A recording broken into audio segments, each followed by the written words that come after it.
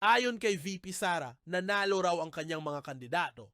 Pero bakit hindi sila naupo? Ipinahayag ni Vice President Sara Duterte ang kanyang pagdududa sa resulta ng midterm elections kung saan natalo umano ang mga kandidato sa kanilang senatorial slate na sina Attorney J.V. Hinlo, Jimmy Bondoc at Richard Mata.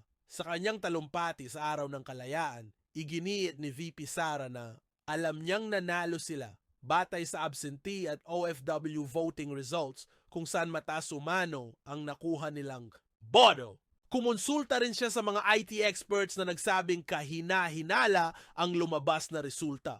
Hinihikayat ni Duterte ang PDP laban na questionin ang proseso ng bilangan. Binalikan din niya ang 2022 elections kung saan sa parehong paraan niya raw nalaman ang kanyang pagkapanalo. Wala pang tugon ang COMELEC sa alegasyon.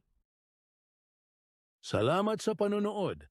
Huwag kalimutang i-like, i-share at mag-follow.